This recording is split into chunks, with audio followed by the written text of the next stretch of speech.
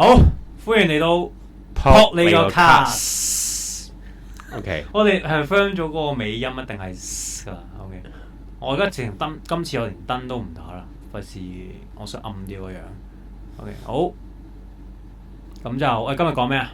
我哋今日講好似係你 initiate 係其實係我諗嘅，因為我想傾一傾 Beastars 同埋呢個 Zootopia 啊，唔知你有冇睇過啊？Beastars 我未睇晒 Zootopia 我淨係睇過第一集。我講一講點解咁吸引我先啦。咁其實兩個咧，原來不約而同地咧，都係一隻狐狸同埋一隻兔仔做主角。好明顯啊！係啊，我之後再翻查翻，究竟咦係咪邊個抄邊個咧？係。咁原來咧，佢哋係差唔多同一時期出嘅一個作品嚟。係。即係冇話邊個抄邊個。10年前到。係啊，10年16年左右嘅出版嘅一個作品。咁咧，而個重點就係咧，佢哋推出其實差唔多。咁佢冇理由Zootopia 先少少嘅。咁佢哋冇理由。咁一定係 Zootopia 先㗎啦嘛。係啦，之後就因為佢動畫都做幾年啦。係啊，但係你漫畫其實都，我覺得個籌備時間都唔似會即刻會做，尤其是咧，如果你咁似嘅一個開場嘅話咧，一定會轉啊！如果以我創作經驗咧，但可能佢已經真係投資太多或者畫咗好多啦，所以佢先唔會轉。我睇過好似佢之前佢單行本入邊嗰啲作者講，佢好似有講過話，佢自己讀書嗰陣已經諗過要作呢個動物嘅角色㗎，所以佢應該真係好早就有呢個諗法，只不過係即係一幾年嗰陣佢先落筆會畫咯。係，咁其實我單純從兩個角色嚟講啊，即係我想問一樣嘢先。你首先你有冇話邊個你比較中意多啲？又係分立場啊！唔係問下先啫嘛。因為你咁樣講就咁平鋪直敍，有啲好似講緊書咁有啲悶。我中意 Beastars 多啲咯。Beastars 多啲。係啊，兩個都野性 wild 啲係咪？有啲劇情好睇好多，即係嗰種。衝擊大好多，佢每一集都俾到啲人性嘅衝擊啊，或者真係嗰種黑暗少少啊。因為大都會，我覺得係一個好童話嘅世界，即係 Zootopia，我覺得係好童話嘅世界咧。我覺得同我距離好遠啊。係，我覺得 Beastars 就係一個合家歡啲啊嘛。係啊，咁所以我係中意 Beastars，但係唔代表我係討厭 Zootopia。我暫時討厭嘅作品係得一個嘅。係咩咧？咩咧？你聽開就知啦。咁就我想講一講就係話，你覺唔覺得好奇怪？就係點解兩個都會用兔仔同埋用狐狸？但 Beastars 唔係狼嚟咩？嗰隻係狼，大灰狼。係狼，都係狼。你覺得差唔多？我覺得差唔多，每隻狼狐狸係差唔多。有條尾係咪？有食肉嘅。係有食肉嘅。即係佢有一個諗法，就係一定要擺一個肉食動物。係。隔離要一個俾人容易食嘅草食動物，係咪咁啊？係咯，我覺得係。兔仔容易，同埋因為兔仔個感覺上好似好善良啊，人畜無害咯。係啦，然之後狐狸或者狼係一定係衰啊，傳統定義上，所以我覺得佢係用呢個寓意咯。係。咁而Beastars 講下點解會令我咁吸引先啦？因為我嗰陣時我喺 Netflix 上過睇動畫先嘅。我都係。因為開始動畫上嗰陣。係突然間見到咦，好似話熱推喎，咁我睇下啦。咁我一開波，我覺得哇，係咪 Zootopia 嚟㗎？咁我恃住咧就話係咪抄 Zootopia 嘅感覺睇，哇！一睇發現，哇！完全係另一個層次嘅。佢個女主角一出嚟就除衫準備。係啦，因為其實佢係一個好現實寫實風，即係真係兩個一個肉食動物、草食動物喺一個世界裏邊共融嘅時候，個女主角為咗要討好，因為女主角係草食動物啦、兔仔啦，好弱小啦，佢為咗喺呢個校園裏邊咧得到呢個地位啊，即係有保護啊。保護自己啦。係保護自己，佢就出賣佢嘅身體啊！啊，勁啊！呢個好震撼。真係俾人食咯。真係俾人俾人食啦！咁就哇係好似我話係咪用瘦盡可夫啊？我唔知，但係嗰陣時睇幾震撼啊！係同埋我覺得頭一陣睇啲動物做呢啲嘢都會面紅心跳。係同埋嗰種即刻嗰個成套戲個調子即刻 feel 到佢唔係咁簡單，唔係咁簡單。童話故事。咁後尾佢哋去到同埋佢兩個作品我都覺得係探討緊肉食動物同埋草食動物共存呢樣嘢係咪 work 嘅？其實佢就係佢都係攞嚟比喻翻而家我哋世界可能唔同種族啊咁樣咯。係啦，其實係擺埋一齊係咪真係 work 嘅咧？咁我覺得Beastars 裏邊其實有好多話俾得好多唔 work 嘅地方咯，即係真係會忍唔到口會食啊！真係會即係佢其中第一輯就係有個同學個老虎啊嘛，個老虎北極熊好似係北極熊。北極熊第二集喎，老虎一開始係老虎先，即係同阿男主角有拗撬啊嘛。係，然之後食咗個啲總之好多好暴戾嘅，其實都而家諗翻。咁就食咗啲肉咯。我會我跳一跳啦。好跳一跳。係咪？成啲你知唔知點解 Beastars 叫 Beastars？你當我唔知啦。你真係唔知啊？其實睇頭嘅兩輯你都唔知咩係 Beastars。係。但係原來即係我睇第三季咧。未睇到第三季。我講未啊？第三季先知原來咩係 Beastars。係。原來就講有個動物之星咧，就係嗰啲警惡鋤奸啊。動物嘅總之一個代表。英雄啦。咁佢就係動物差佬嘅，佢係一隻馬嚟嘅。嗯。係啦，而我覺得第三季係令我加得好緊要嘅，因為其實第二季開始有啲悶㗎啦。即係又係講翻即係兩個就雖然佢有一招就係食咗個即係要個主角咧食，因為佢營養不良啊，係冇食過肉㗎嘛。咁佢有一次去戰鬥咧，為咗打贏個對手咧，食咗佢好朋友隻腳，所以先打贏個敵人啦。咁但係覺得都OK 啦，但係第三季真係驚為天人，因為佢除咗引入咗我終於知道咩 Beastars 之外咧，更加清楚到原來我哋嘅主角咧唔係咁簡單，唔係純粹一隻狼，即係唔係純粹一個好善良同埋好友誼嘅一個狼。係啦，佢係混入咗一個新嘅元素。我從創作我覺得佢係佢寫下先覺得加落去嘅。係。原來個主角係混血兒嚟嘅。OK。係啦，而佢混血嘅係草食混肉食咁啊？佢係唔係一隻蜥蜴？佢阿爺係蜥蜴同隻狼。OK，然之後遺傳到俾佢。即係啲禁忌嘅。係啦，佢因為佢講混血啦開始，即係唔同係跨越咗。首先佢因為我可能都要解釋翻少少，因為佢本身佢嗰個世界入邊，佢哋話佢哋啲家庭好多時候都係純正嘅血統噶嘛，已經係啦，所以佢哋生出嚟嗰啲，即係佢哋唔會有咁多混血嘅野獸出現噶嘛。即係老虎生老虎，咁佢就原來狼。咁食得衰嘅男主角成日都即個身形咁大，而且好唔同。原來佢溝咗種嘅，咁然之後佢引入咗混血呢個topic 之後咧，就有好有趣啦。咁樣唔怕少少劇透就係，總之講第三季嘅大佬咧，其實係一隻草食動物同埋一隻肉食動物。我覺得呢個先即係呢個先係嗰個精髓喺度喎。我開始點題啦？哇，係喎！我一日大家好直覺就覺得肉食動物同咩？哇！然之後有埋混血兒啲，咁當然佢講混血兒係會好多人唔中意啊，即係社會被歧視嘅一個啦。咁亦都點解嗰個大哥同咩混血啊？係啦，咁就哇好即刻成個感覺係好勁啊！同埋佢又貫穿咗成套，同埋佢因為佢個男主角中意個兔仔啊嘛。係咁佢個男主角最終都會面對呢一啲咁嘅問題啦。咁即刻反觀翻 Zootopia 啦。咁佢 Zootopia 應該係因為可能迪士尼啊兒童關係咧，佢就避咗好多呢啲嘢。係避咗食動物啦，或者佢因為 Zootopia 最大鑊都係咬傷啫嘛，佢唔係真係食噶嘛，佢真係冇一個食。輕輕帶過咯，唔會有呢啲位嘅。不過 Zootopia 你有冇聽過？我睇過網上有個版本係原本嘅版本，你有冇聽過？你講。就係一個頸圈嘅版本，因為 Zootopia 咧其中一個一開波一個嘅草案咧就係話，其實每一個肉食動物咧，佢去到成人禮嘅時候咧，都會戴一個頸圈。嗰個頸圈當然你即係佢犯罪嘅時候會電你嗰啲頸圈啦。咁但係最黑暗嘅地方咧就係佢話嗰啲人戴頸圈唔係覺得係失去自由㗎。係覺得一種榮耀啊，同大家一齊共哇！因為融入咗個共係啦，即係你俾個圈去哇，咁哇即刻其實呢個我覺得就係 Zootopia 應該有咯，但係佢就 cut 咗呢個咯，可能太黑啦。好尖鋭嘅呢個。係啊，但係呢個就喺佢呢啲 concept 其實就喺 Beastars 呢個古仔裏邊發揮得好好。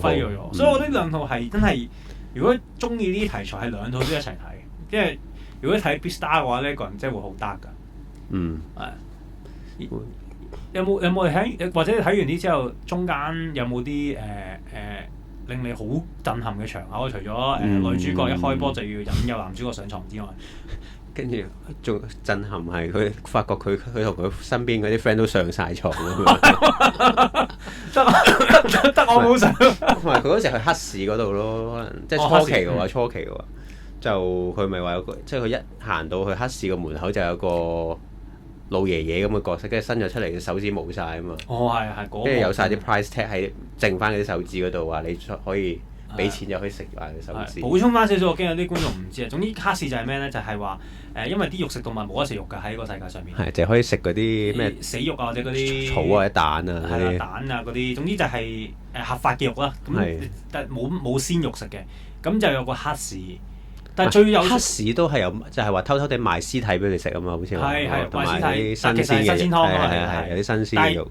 後尾第3季咧，亦都講話 Beastars 即係警察嗰邊咧，其實知道嘅，係明知嗰啲係新鮮肉啊，但係佢就暗地裏維持個平衡，係維持個社會和平，所以就必須要嗰啲嘢。哇，幾〜佢第一季嗰陣時就出現嗰個有個獅子嘅視像，其實都係有啲類似呢啲 feel 噶啦嘛。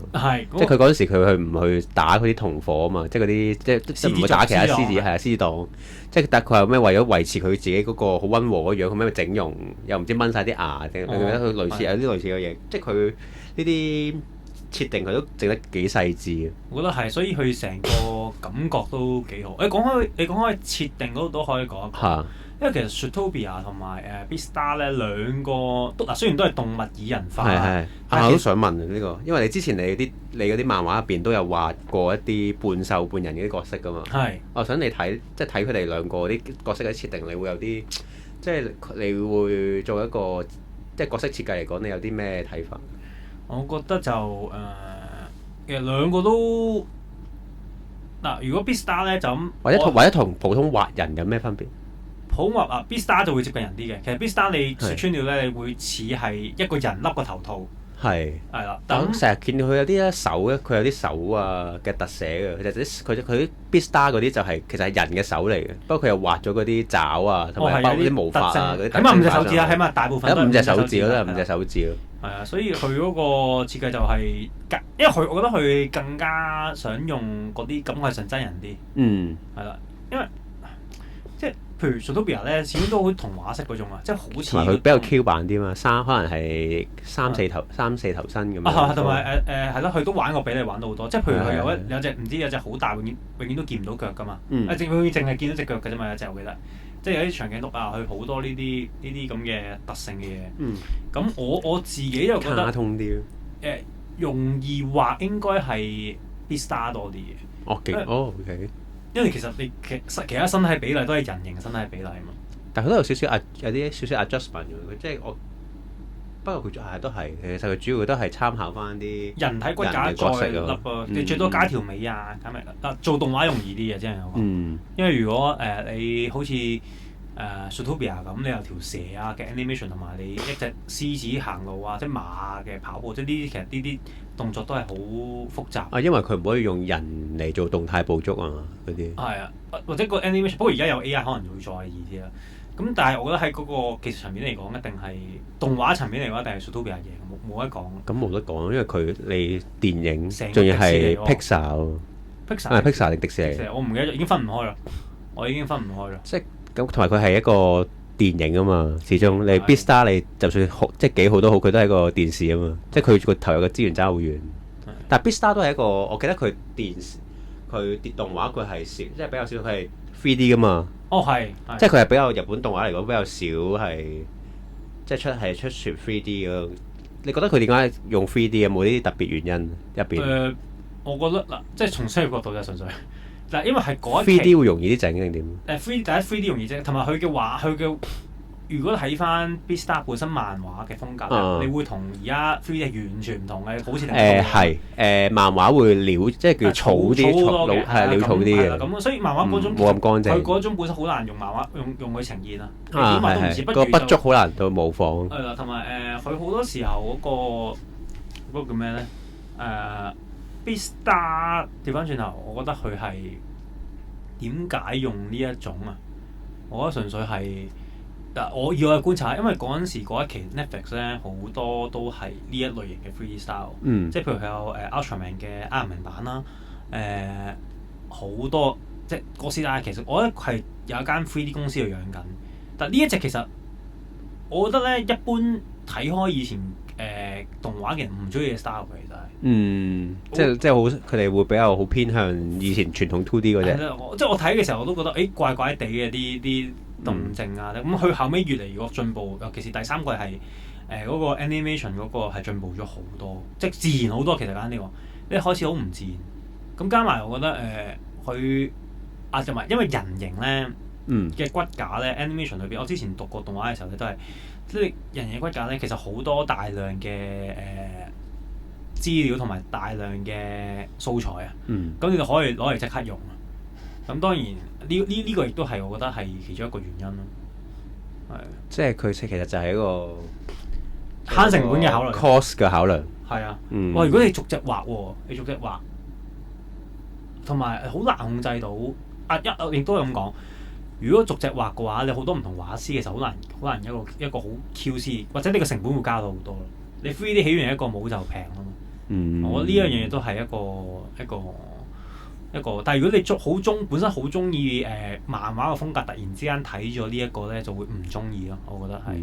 但係我覺得純故事嚟講啊，嗰啲都好唔錯。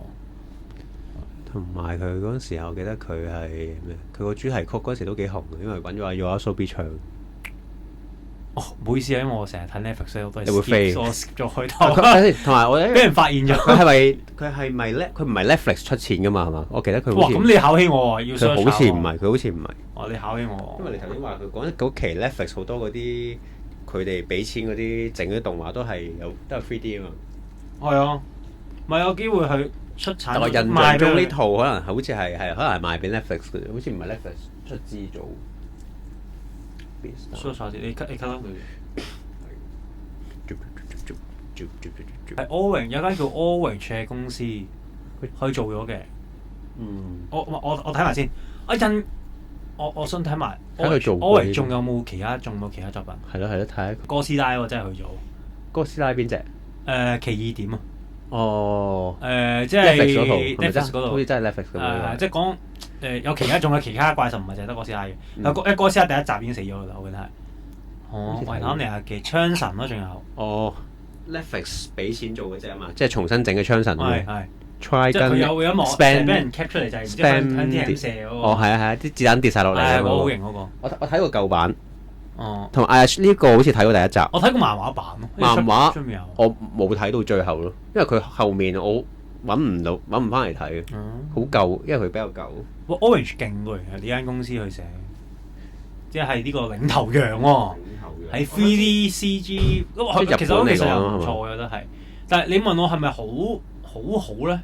咁你同世界其他比，一定係美國嗰啲。唔係你有 Sony 夠咩嘅？如果用 2D 即係單純 2D 轉 3D 嘅畫風，即係我講緊好似蜘蛛俠 Star Universe 嗰啲咧，咁嗰個流暢感一定係嗰個做得好啲嘅。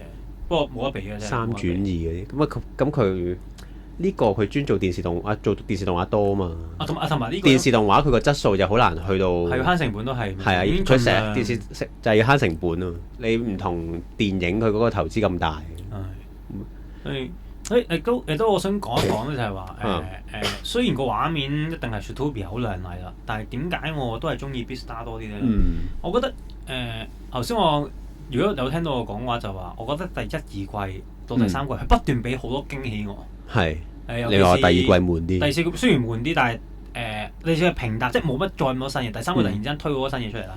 佢終於諗到啲新嘅元素。係啦，又混血同埋 Beastars 中意係乜嘢啦？即係同埋佢用一個好強大嘅對手去帶晒成季嘅古仔啦。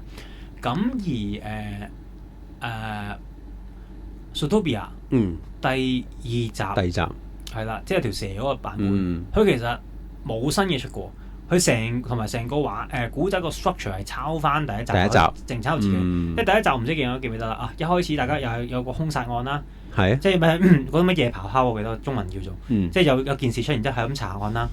然之後最尾原來係一隻身邊一隻你信得過嘅羊係出賣你嘅。出賣佢。OK，咁如果大家應該有睇第2集，冇睇就劇透少少啦。咁就係話原來一開波咧有條蛇啦，咁然之後就係要揾一啲嘢，咁之後後尾主角團咧，即係嗰隻狐狸同埋隻兔仔咧，咁有啲人加入一齊揾啦，有隻貓就加入一齊揾啦。原來隻貓咧就係大角嚟，即係又係出賣佢哋嘅後尾會，即係好重複㗎，同埋喺嗰種正邪啊，或者嗰種肉食動物同埋草食動物嗰種中間嗰種拉扯啊，其實冇新嘅主題帶到出嚟。有冇新嘅 development？係啦。咁唯一就個男女主角有冇喺埋一齊啦？有冇一個新嘅視覺可以帶到出嚟？兔仔又冇識有男主角啦，即係又冇 Beastars 咁勁嘅情節。不過佢都有好多嗰啲即係好多同人嘅創作嘅都。係同人創作滿足翻晒啦。咁所以我覺得哇即係作為一個系列嘅作品啦，即係佢唔係單純一集過啦，系列嘅作品，我覺得佢就同第一集太似啊個 structure，所以即係純粹攞嚟呃錢。唔係呃錢嘅，即係可能我係做創作人咧，我追求就係每一次俾唔同嘅嘢我，或者你再勁係新鮮感嘅嘢我，但係我覺得就冇乜咯，欠奉咯。佢不過我好期待佢哋3-4集嘅，因為我估佢之後咧，因為佢而家未出，佢講咗會出㗎。一定出啦，有咁多次。因為第二輯其實佢好刻意地把爬蟲類嘅。咁而家佢成個Zootopia 嘅世界裏邊，佢仲未出飛天同埋出海洋係咪？係啦，一定是第一個㗎啦。即係出齊晒。係啊，因為另外講開動物主題啦，突然間我想跳一跳。我想講動物王國。動物王國即係類巨城啊！即係魔法小金毛嗰個。我講一段動物之國啊嘛，係咪？係咪係動物之國係。我講一樣嘢先，咁我就係講少少位啫，因為呢個 Beastars 都會諗到嘅。其實嗰個好有趣，我本身好中意類巨城嘅嘢啦，佢好 touching 佢成日畫嗰啲嘢。咁佢動物王國嗰個古仔講咩嘅咧？就係話有個人類，OK，生活咗喺一個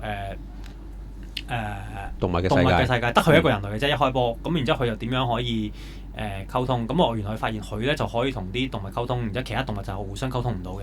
咁佢就中間嗰個和平嗰個嘢啦。OK，咁好似好和平嘅嘢啦。但後尾咧，佢突然之間有一集咧就講，佢哋咁哇啲人食咩啊？佢哋食魚。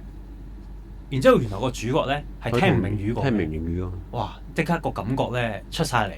即係而今集因為第3，即係好殘忍同埋好現實啊，好現實啦！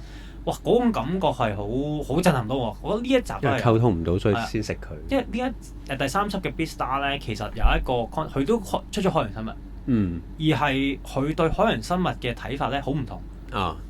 我哋喺陸地上面嘅草食動物咧，就會覺得係單純係肉食動物咧。去食草食動物，即係一個由上而下啦。咁但係喺海洋生物裏邊咧，佢哋嘅 concept 就係循環。大魚咧就食細魚，細魚就會唔係大魚死咗咧就俾細魚食，細魚就俾中魚食，中魚就俾大魚食。然之後大魚咧就食中魚，即一個咁嘅循環。哇！睇嘅時候咧，佢當然佢好輕描淡寫啦，但係佢直情擺一個唔同嘅生態系統喺度咧，即係可能大家細心諗會諗嘅，但係佢一擺出嚟嘅時候，哇！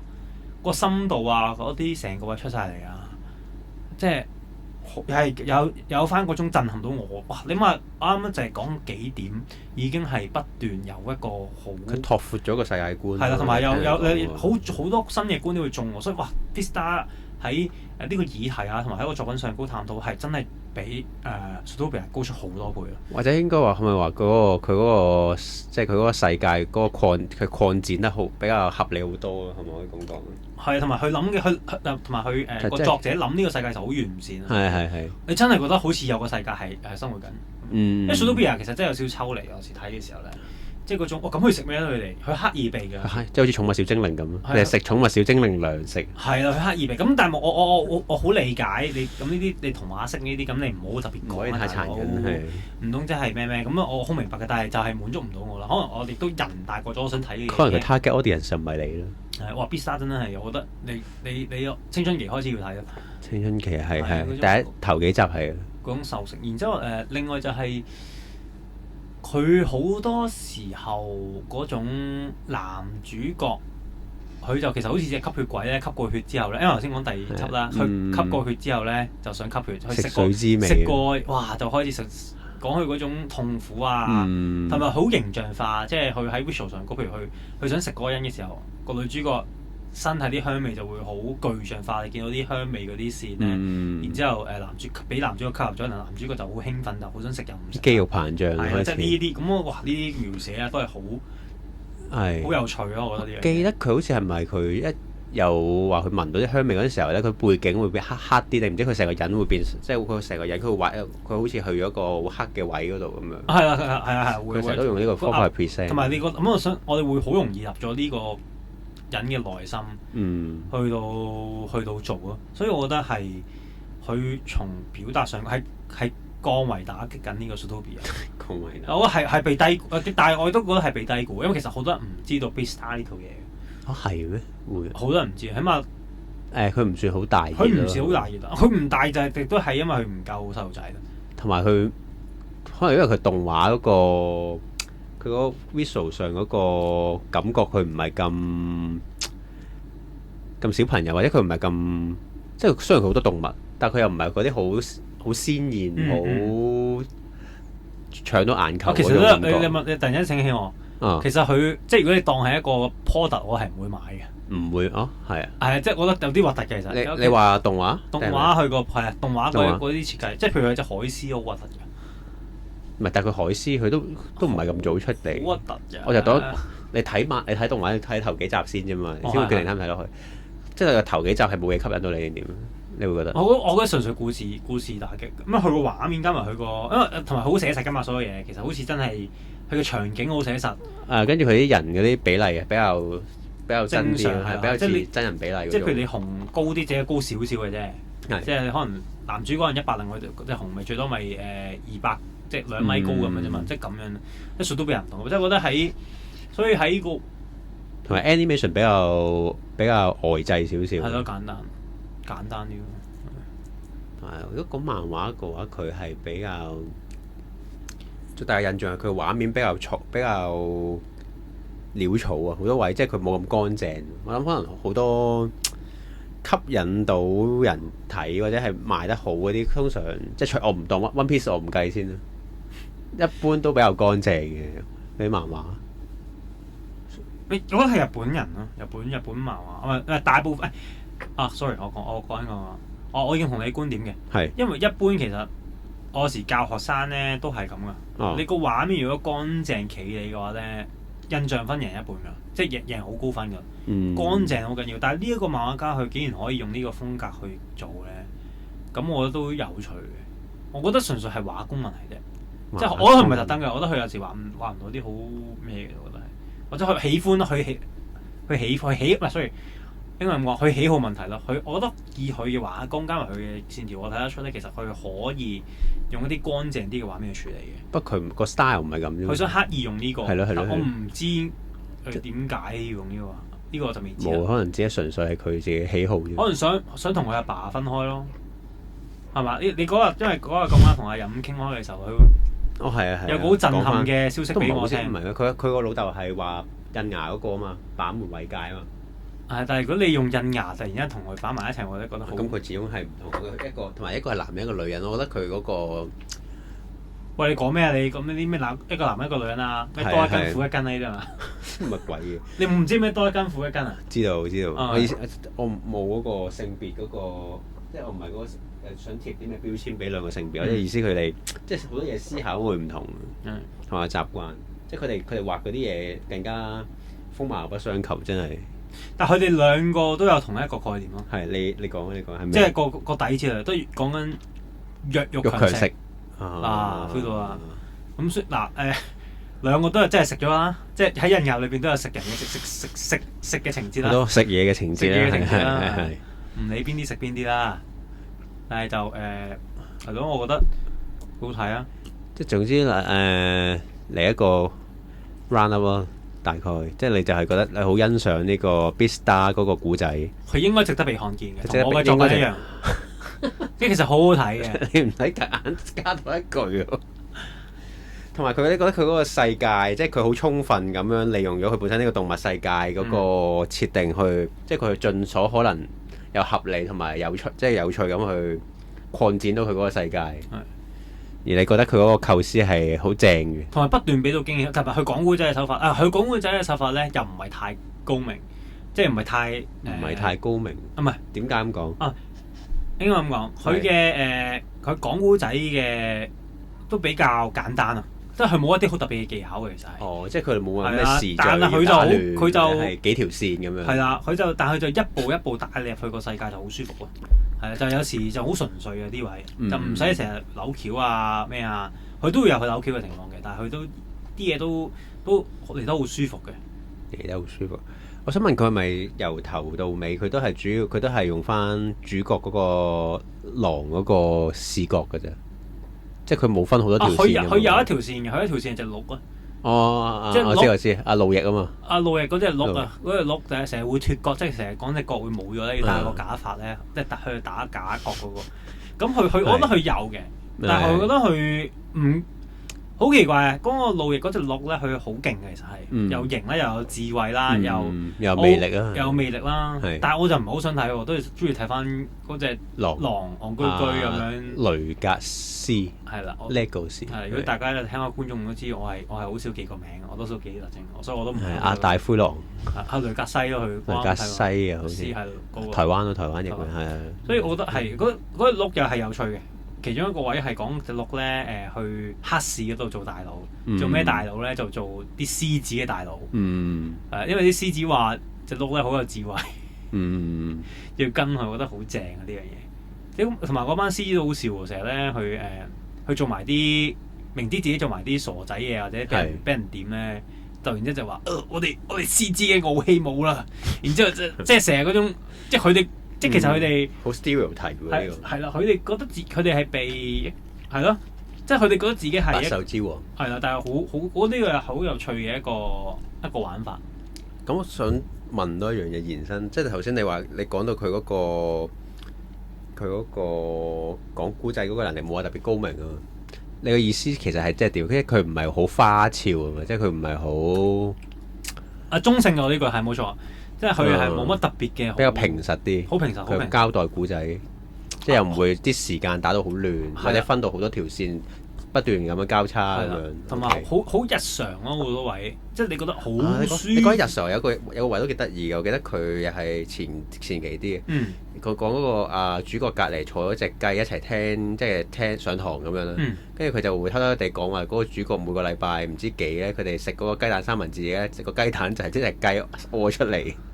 跟住佢嗰集成集就係講呢個嘢，我記得都幾得意。即係個雞為咗即係佢咧，因為佢見啲人食呢個蛋食得好開心，佢就開始有呢個驕傲。跟住佢就為咗個蛋要好味，佢又要去做 gym 啊，又要去跳舞啊，又要去即係唔同啲 friend 去玩啊，就要 keep fit 咁樣，就為咗啲蛋好味。跟住見到主角咧，就有一個禮拜，總之嗰個禮拜，總之好禮拜三好似冇食到佢雞蛋三文治，即係佢即刻好唔開心。跟住原來發覺因為佢個老細，即係嗰個小賣部老細同佢講話，因為你嘅蛋太好食啦，我決定將佢調到去禮拜五賣，禮拜五最多客嚟咁樣。跟住幾好笑，即係佢有呢啲好多呢啲位去交代佢呢個動物世界嘅細節，我覺得幾得意，真係。即係佢好生動咁去描繪咗呢個即係呢個動物世界嘅生活同埋好多呢嘅生活邏輯咁樣。佢前期講呢啲古我好認同佢前期講啲古仔其實有少少銀之匙嗰啲啊。即係有啲又好日常，你慢慢中意咗呢個世界啊，中意睇佢哋啲嘢啊。咁但係我亦都講少少，但係我覺得咧，佢點解我覺得第三集好睇咧？其實從創作者角度啊，發覺佢應該係第三輯開始咧，即係僭建一啲嘢定點啊？喂，因為佢第三輯有隻大角，就有隻混血嘅大角。佢係呢隻混血嘅大角，佢一出場就開始好好睇。即係個對立面啊，個主角係突然之間 Beat Star，即係有個警察要對付啊，即係有啲最王道少少嘅公式開始擺落去嘅時候就好睇。佢似係咧，佢一開波其實佢寫我估啊，即係我同佢睇法係，佢唔知自己，佢純粹想寫個世界，佢想寫啲橋，然之後一個兇殺案其實有少少散嘅。如果你有時睇咧，係因為佢個兇殺案其實係。都幾即係一開始有兇殺案，但係佢好長時間其實都冇講翻件事。其實我好淡，好似係佢開始我會叫做純粹佢好 enjoy 寫佢嘅世界。咁後尾應該咧就係嗰個佢亦都係編輯又好，或者佢自己有時寫好奇怪，即係叫佢要收翻條線。或者有時寫下你發覺，咦唔係喎，我想講嘅嘢，譬如開始混血咧，佢突然之間似係 cut 咗一聲，哇！就好似當年孫悟空即係龍珠孫悟空突然之間咪超級殺人，諗到喂有個正嘅 idea 開始寫，突然之間再好睇咗好多。即係龍珠二之前都係咁噶嘛，即係好散收收，你唔覺得地步睇？但係一開始係天幕大會咁樣，但係突然之間超級殺人或者有個飛地喺度嘅時候，就又好好睇啦。咁我覺得佢係同一個概念。即係佢捉到一個好正嘅，佢終於捉到個中式脫角啦。係我覺得係就發揮到咯。有時睇長篇漫畫就係呢個有趣嘅地方，就係話你係陪個讀者，唔係陪個作者一齊成長咧。你都感受到，從佢作品感受到，佢突然之間寫到啲嘢，佢覺得有趣，同埋覺得啱作。我覺得呢個係套用到係一啲可能唔係一個長篇一個有主線嘅故仔咯。即係如果係本身好似銀魂咁，有時佢係中意寫一篇，可能一個篇章咁樣，跟住又平時又散收收，跟住又有一個篇章咁，呢啲 OK。如果唔係嘅話，就你冇一條主線嘅話，都係爭啲。長篇漫畫係冇錯，同埋講埋佢 ending 啦，咁佢 ending 都係因為其實成套嘢收得好嘅，你覺得？收得 OK 嘅，收得 OK。因為佢好舒，雖然嗱中間有一大段戲咧，女主角係冇咩戲做嘅，即係後段女主角冇咩戲做嘅。但係套嘢因為你始終集中咗喺 Beastars 咧，佢嘅愛情故仔由前段都比較重嘅，開始後段咧就因為佢交代咗啦嘛，係冇多數都咧寫故仔係㗎啦。一齊咗冇乜嘢好寫嘅，佢又唔會出軌，同埋個矛盾唔喺佢哋度啊嘛。你講嗰啲混血啊嗰啲，但係佢就臨尾就包得都 OK 嘅，都舒服嘅，即係個女主角啊嗰啲位。咁當然女主角都面對住有啲點同屋企人交代嘅嘢啦，即係話喂你同隻狼喎，即係呢啲好，但係呢啲我哋會叫好老正嘅描寫啦。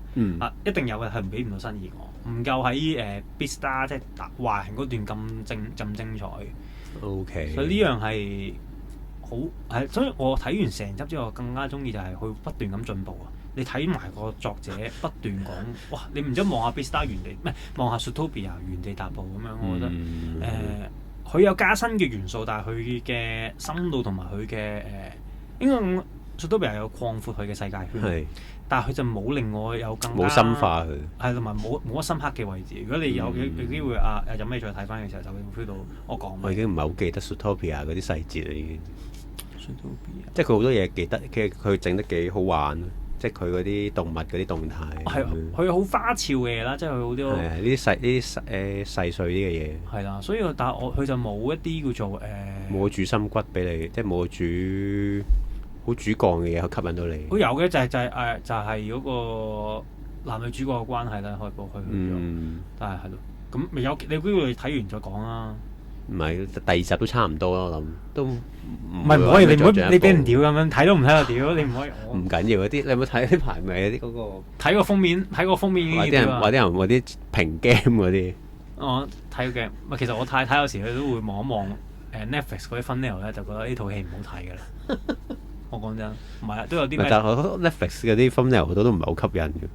係咪？尤其是個名同埋啲 caption，啲 caption 啲唔吸引。所以有時嗰啲咩我哋有時笑嗰啲人話，哇！史上最高票房啊，乜乜乜，即有時呢啲字咧，我哋睇落去好似好滑稽啊，或者從未好睇過，即係嗰啲即係從未如此震撼嘅一啲劇情。呢啲其實字眼有時係必須嘅。咁佢呢個 sell 嘢啫。但係 Netflix 就冇噶嘛 ，Netflix 好平淡噶嘛。同埋 Netflix 成日揀啲分類都錯嘅，我覺得都唔好睇。佢好似係隨機 gen 噶嘛，佢好似每個 account 你都會 show 有啲唔同嘅嗰啲 cap 圖俾你。法咯，但係有時就唔中。喂，就咁先啦，就咁先咯，咁啊，好多謝阿峰啦，就同我哋 share 咗呢個 Beastars。今日得我講，喂，下一集你講翻啦。唔係，我總之覺得你如果未睇 Beastars 就係人生嘅一個遺憾咯。咁誇張，真啊。好， okay，就咁，拜拜。我會睇翻，拜拜。係。